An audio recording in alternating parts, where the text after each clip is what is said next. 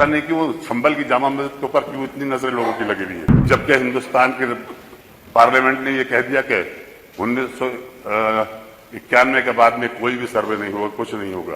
उसके बाद भी भारतीय जनता पार्टी राजनीतिक फायदा उठाने के लिए यह काम करती रही। ये नतीजे सामने ना आए, ये बातें सामने ना आए, इसलिए ये झगड़ा कराया गया संभल के अंदर, जानबूझकर कराया गया भाजपा की सरकार ने। आप इस प्रदेश के मुखिया हैं, आपका फर्ज बन जाता है कि आप अपने प्रदेश के अंदर अमन शांति बनाए रखें, यहाँ कोई हिंदू मुस्लिम बात न हो, यह आपका फर्ज बनता है। आप मुख्यमंत्री ही नहीं, आप किसी पीठ के पीठेश्वर भी हैं। किसी भी जाति, किसी भी समुदाय, किसी भी धर्म के अंदर आपस में लड़ाने की बात कभी नहीं की गई। हमसे इतने अगर वो है, हमसे अगर इतनी परेशानी है, तो मुसलमानों को वोट का हक छीन लीजिए, आप मत दीजिए। पता नहीं क्यों संभल की जामा मस्जिद के ऊपर क्यों इतनी नजरें लोगों की लगी हुई है,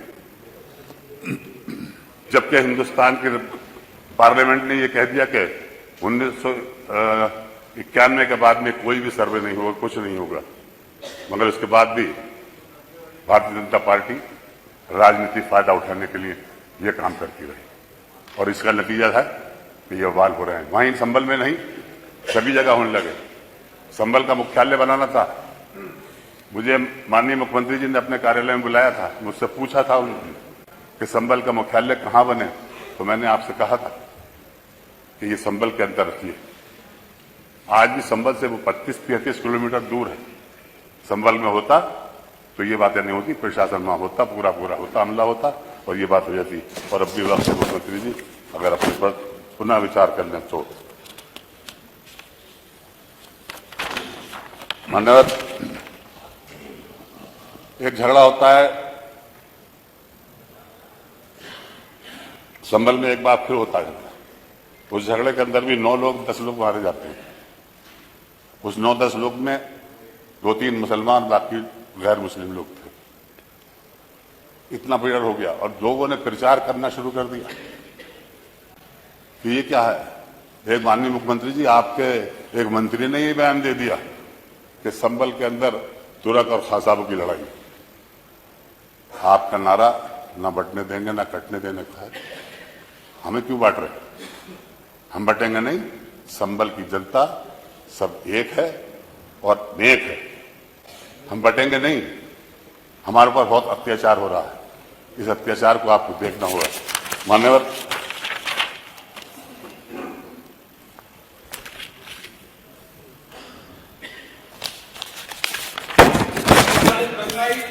आप बैठे नहीं, आप बैठे ना, यू आर नॉट, नहीं आप जब जवाब दो देंगे नहीं, आप नहीं, आपका नहीं, जब आपको अवसर देंगे, आपको अवसर नहीं।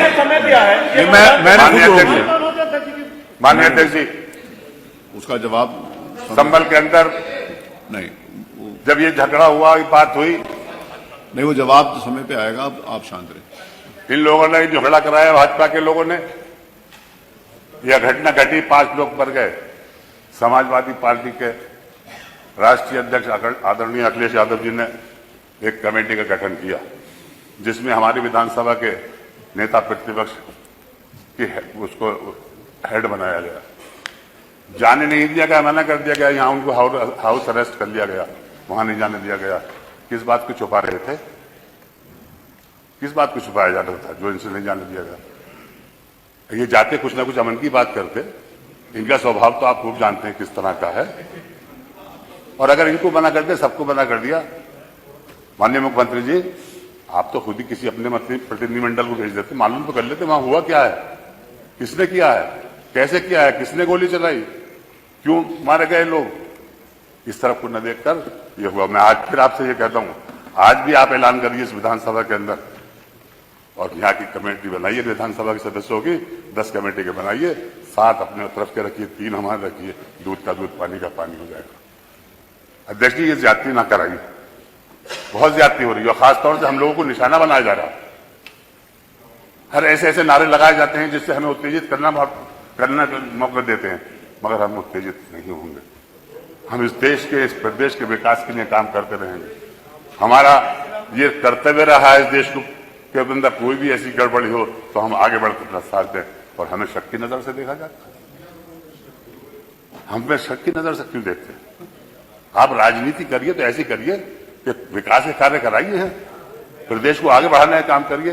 हिंदू मुस्लिम करने से कोई वो नहीं है। आज भी आप सर्वे का संबल में कराएंगे, कोई भी हिंदू और मुसलमान ये नहीं कह सकता कि झगड़ा हिंदू मुसलमान का, ये कोई नहीं था। ये तो प्रशासन की वजह से हुआ। अगर प्रशासन को ये फीडबैक नहीं मिलता कि तुम उस पर गोली चला दो, तुम ऐसा कर दो, सर्वे कराओ, अगर ये तो हम उच्चतम न्यायालय का धन्यवाद देंगे जिन्होंने ये ऐसा आदेश कर दिया कि जिससे आपका भी कोई सर्वे नहीं होगा। मान्यवर, संबल की घटना बहुत गंभीर है और इसको आप गुस्से में न लेकर समझदारी से काम लेकर करिए। ये प्रदेश आपका है, आपने ये कहा कि मेरे प्रदेश में आज तक दंगा नहीं हुआ, तो इसकी जांच तो कराइए। आपके इसके पीछे है कौन?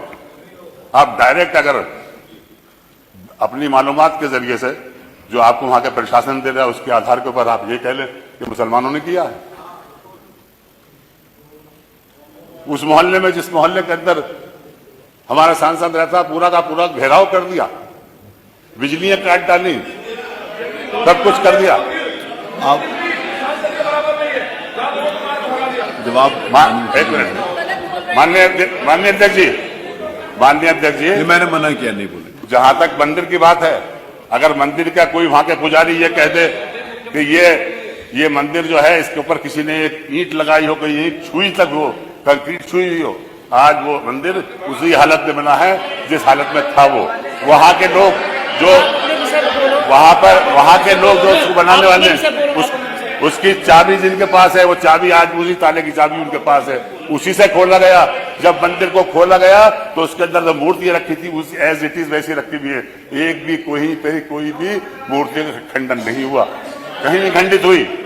मान्यवर, वहां के लोगों ने ये कहा कि हमारी आबादी इस जगह कम थी, हम 20, 25, 30 घर हैं यहाँ पर, बाकी सब मुसलमानों के, हमें मुसलमानों ने परेशान नहीं किया, मगर हमारे दिल के अंदर डर था, इस वजह से हम यहाँ से चले गए। वो संबल से बाहर नहीं गए मान्यवर, वो संबल से बाहर नहीं गए, संबल के अंदर ही रहे वो।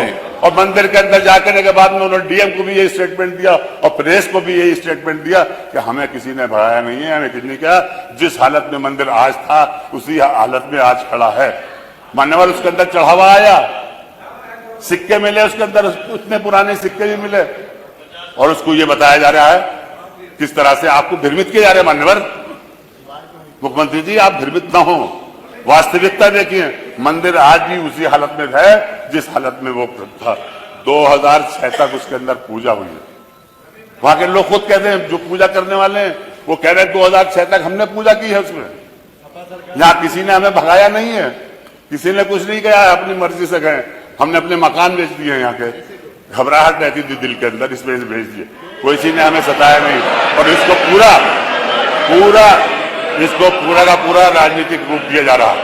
मैं समझता हूं, देखिए, मैं जीत कर आता हूं, मेरा 7वां टाइम है, मुझे हिंदू मुसलमान सब वोट देता है, मैं एकता का प्रचार करता हूं, मैं एक रखता हूं, और उस एकता का नतीजा है कि 1991 से मैं आ रहा हूं और आज तक संबल में कोई झगड़ा नहीं। इस परंपरा को बनाए रखे मुख्यमंत्री जी, इसको बिगाड़े ना। आप अपनी सियासत के चक्कर में मुसलमानों को दूर कर रहे हैं। राजनीति के अंदर सबका हिस्सा होता है। आप चाहते हैं कि हम कुदरती को छीन लें, जहां 65% मुसलमानों की आबादी, वहां बीजेपी का जीत जाए, जहां के डीएम, जहां के डीएसओ, जहां का कमिश्नर, जहां का डीआईजी, अरे भाई शांत हो जाए, सबके सब लगकर मुसलमानों को वोट डालने नहीं दिया, छीन ली उनसे वोट की ताकत। उनके चेयरमैन जो वहां के थे, प्रधान जो थे, उनके घरों पर पुलिस लगा दी गई। इस तरह के आए, ये नतीजे सामने ना आए, ये बातें सामने ना आए, इसलिए ये झगड़ा कराया गया संबल के अंदर, जानबूझकर कराया गया भाजपा की सरकार ने। मैं कहता हूं माननीय अध्यक्ष जी, मैं तो ये चाहूंगा बंधुवर, आप इस सदन के अध्यक्ष हैं, आप अपने साथ एक कमेटी लेकर चलिए, आप लेकर चलिए और देखिए जाकर संबल में किसने क्या शुरू किया। आपकी बात आ गई। एफआईआर जो मरने वालों की जो एफआईआर हुई है वो भी बड़ी जबरदस्ती हुई है, उसके बदले पब्लिक नहीं मारा। अब बताइए कि हमारी मस्जिद हमारे खिलाफ कार्रवाई, हमारे ही मर रहे हैं, हमारी मस्जिद हम ही मर रहे हैं, हमारे खिलाफ है, हमारे घरों के अंदर तोड़फोड़ हो रही है। ये तो ये चाह रहे हैं 2700 लोगों को नामजद किया गया, 2700 लोगों के खिलाफ FIR, एकदम बुरा हाल। नहीं भाई प्लीज, आपका अभी वो प्रदेश जवाब में है, आप इस प्रदेश के मुखिया हैं, आपका फर्ज बन जाता है कि आप अपने प्रदेश के अंदर अमन शांति बनाए रखें, यहाँ कोई हिंदू मुस्लिम बात न हो, यह आपका फर्ज बनता है। इस फर्ज को मत निभाइए। मान्यवर, आप मुख्यमंत्री ही नहीं, आप किसी पीठ के पीठेश्वर भी हैं।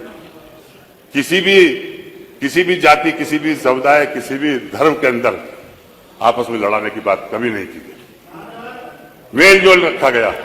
अरे हमने तो ये देखा मान्यवर, जवाब नहीं प्लीज, माननीय अध्यक्ष जी, नहीं, हमने तो ये देखा कि हमारे इस आप गुजर साहब वहां से वहां पहुंच गए, अच्छी बात। माननीय अध्यक्ष जी, नंदकिशोर जी नहीं, हमने तो ये देखा 96 में नहीं, माननीय कल्याण सिंह जवाब जी की सरकार थी, 1996 में माननीय कल्याण सिंह जी की सरकार थी, हम सब लोग विधानसभा में बैठते थे, रमजान आ गए, उन्होंने अपने घर पे इफ्तार कराया 5 कालिदास के ऊपर, इससे संबल पर और इफ्तार कराने के ऊपर संबल वहीं पे हमने अजान भी दी, वहीं नमाज भी उन्होंने पढ़ाई।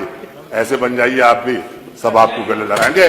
छीन के क्या फायदा है, वोट क्यों छीन रहे हो? वोटों को छीन लो, प्यार से करो। या जितनी सुविधाएं आप हमें दे रहे हैं तो कोई एहसान नहीं कर रहे हैं।